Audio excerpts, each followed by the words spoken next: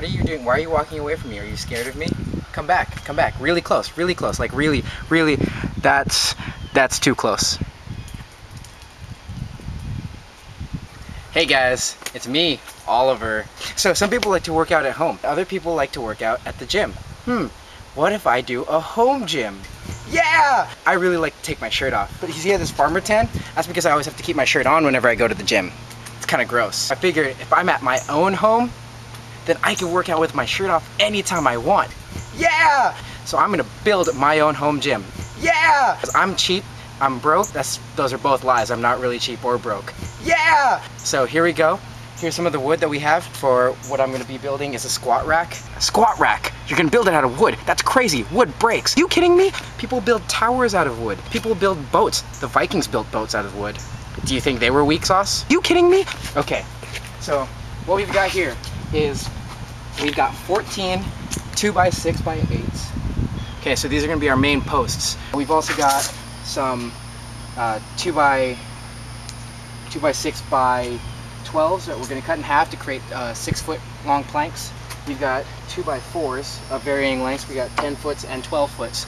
These are going to both be cut in half to create 5-foot pieces and 6-foot pieces. This is our big bad boy, the 2x8. He's going to be cut in half. Now come with me, come with me. Okay. In here, we've got a whole bunch of things that look kind of like this. No, they're not ninja bow staves. They're black pipe. Water going through this would corrode the pipe, and it would also be non-potable, so you wouldn't be able to drink it or use it for taking a shower or anything like that because it would be probably pretty gross. What they are good for is being really strong and really sturdy. Get the 1-inch variety. 1 inch meaning internal diameter, not external diameter. Get that straight. If you build your own, you're going to need to know that externally, a 1-inch pipe is about 1 1/4. We've got a couple of different lengths. We've got these really long ones.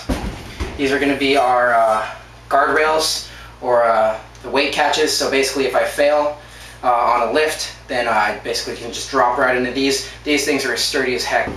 This is the 3-foot one that I was holding. This is going to turn into a pull-up bar, which we're going to put right up on the front side, probably about 7.5 feet in the air. We've got a bunch of assorted end caps and smaller pieces of pipe. These are 8 inches and 10-inch pipes, which we're going to be using on the back posts, so that way we can hang weights on them. The weights will act as stabilizers as well as just a convenient place to keep the weights. And this is my table saw. I'm going to be using this a lot, so that way I don't have to worry too much about karate chopping. While it would improve my skills at karate chopping, it probably wouldn't get me a very clean cut.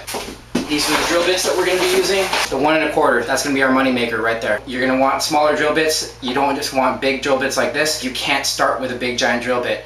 You'll jack up the wood. You'll probably end up jacking up your hole. You'll start all over again. You have to spend more money. One more thing. Here's the wood finish that we're going to be using. It's a beautiful gunstock wood color. May helped me pick this out because she thinks it's pretty. I think it's going to look pretty awesome on the outside. Since we're going to be leaving it outside, it's going to get wet, especially here in the country of North Carolina. It's not a state, it's a country. Get it right. It's very humid and it rains a lot. If you don't protect your wood, then it's going to get wet, it's going to get soft, it's going to crack. You're going to end up with a lot of issues. That's not something you want to have happen on a squat rack.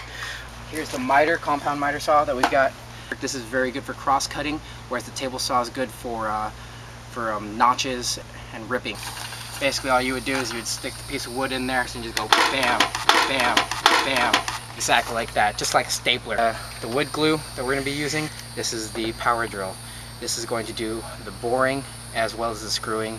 You're going to have to get your mind out of the gutter, and it keeps me from getting carpal tunnel from having to do this over and over and over. The most important piece of equipment, the pen and the measuring tape. I'm sorry, there's a pencil. The pencil is mightier than the pen, which is mightier than the sword. Awesome, it's like a tank, a light blue tank. Could you imagine getting killed by a light blue tank? So this tank right here is going to basically be the measuring device for everything. Birds out here are really irritating. I don't even know what that is. That's probably like some sort of weasel. Could you imagine just a weasel like watching us right now? By the way, we live like in the woods. Like no doubt in the woods. You need accurate measurements because you want everything to fit really tightly together. So that way there's no rocking, there's no shaking. Let's say I'm squatting like 780,000 pounds. That's what I can do. If I put that down and it shakes on me, I'm probably gonna lose the weight or it'll break, and that would just be bad. Weights are pretty, and if you scratch them, bad juju. That's pretty much everything I got.